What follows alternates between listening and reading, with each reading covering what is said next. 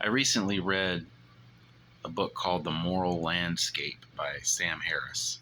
Sam Harris is a famous atheist, and because he travels the world preaching atheism and preaching against theism, he's essentially what I would call an evangelical atheist. He's preaching the good news of atheism because he believes that if we can get rid of religion, we'll be able to make progress towards a better world based upon science. Sam believes that science can help us determine what our values should be. His ideas are a bit controversial even among many atheists because it's a common saying, I think it's from David Hume, that you can't derive an ought from an is. That is, we can't say that because this set of facts is true, therefore we ought to behave in such and such a manner. We can't do that just from facts alone. But Sam believes that our values can and should be derived from facts, and therefore science can tell us what our values should be. Now, he's certainly free to believe that, and it may be that after assuming a very base value, which he does in the book, he assumes that the flourishing of humans and other conscious creatures is of paramount importance. So with that assumption, science can tell us how to bring that about. So that's fundamentally what Sam's belief is and what he preaches. He would not like me calling it a religion, but I see nothing distinguishing it from religion because it's his fundamental belief that flourishing is of utmost importance, and that's what he wants to promote. But that can't be derived from science. That's derived solely from believing it. So fundamentally, Sam believes in objective moral truth. I believe in objective moral truth too. I just happen to believe it comes from God. It's not something we can just do a scientific experiment and say, and therefore, this is how we ought to behave morally. If my goal is XYZ, then science is a good method to help me achieve XYZ.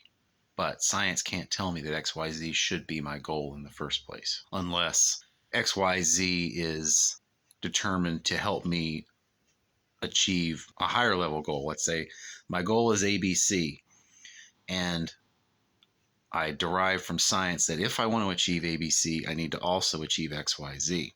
Then, sure, science is telling me I should go achieve XYZ, but that's only because I have the underlying goal of ABC that science can't tell me.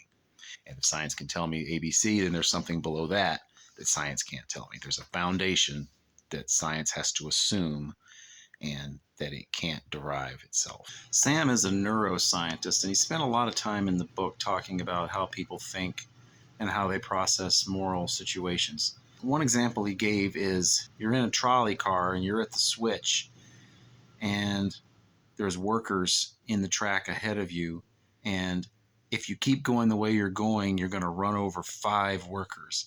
But if you switch to the other track, you'll only run over 1 worker. What do? Most people said they would switch the track to kill only 1 person instead of 5. Now, part of the rules is you don't have enough time to stop by hitting, so hitting the brakes isn't the answer. You're going to kill people. Do you kill the 5 or do you kill the 1? So the dilemma is, do I do nothing and have nature take its course and kill the 5, or do I do something and kill the 1 person? Most people choose to make the switch. But then they change the question a little bit and they say, okay, instead of that, you're on a bridge and the same trolley is going to run over the 5 people unless you push this big heavy guy all over the bridge to land on the tracks and block the trolley car, and then only he dies and not the 5. Most people don't want to do that, but the results are now killing 5 people when you don't push the guy over the bridge. He presents another situation where you can cure cancer, but if you're going to cure cancer, it's going to kill 1 particular person. And he said in his mind he would have a really hard time doing that. But if instead of killing 1 person, it would raise every person on the planet's probability of dying by 1 billionth. So a very, very, very low probability for each individual. His mind would probably be willing to do that, even though he knows he would end up killing 6 or 7 people. Or is it 8 now? 7 or 8 people now, um, if he took that option. So I think a lot of his point is in the book is that these dilemmas that are serious dilemmas for us, and we might do things that might seem illogical. Science can tell us what the right thing is to do in these situations. That's what I think he's getting at. So science could retrain my brain to be willing to push the big guy off the bridge to save the 5 guys below.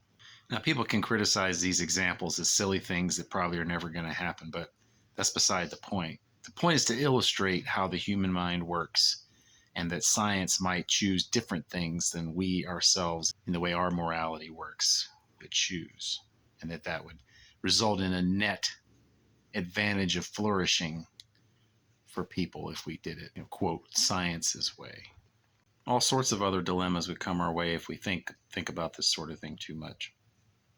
For example, is it better to have 4 people absolutely flourish wonderfully and 1 person die, or is it better to have 5 people barely reaching mediocre?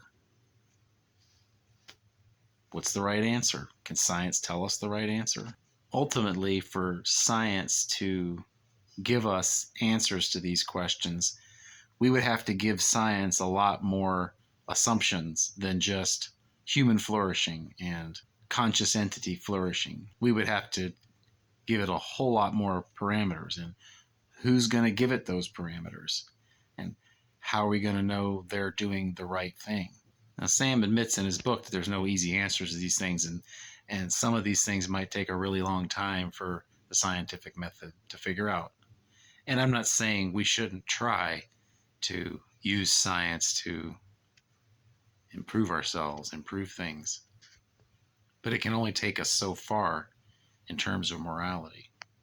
Sam is trying to give us a framework for understanding morality through science, and I'm not going to deny that there's some science involved, but really what he's proposing is an alternate religion where we have his goal of the flourishing of humans and other conscious species. And I'm not saying that's a bad goal, but it's a belief. It's a belief system. It's an unprovable core belief for Sam, and it determines how he lives his life and how he thinks the rest of us should live our lives. That's a religion. So no matter how much Sam hates the word religious, he's a very religious person, and I don't doubt his sincerity as a believer in morality. I think he's probably a very moral guy, upstanding guy, good to his family, etc. But he's a very religious man.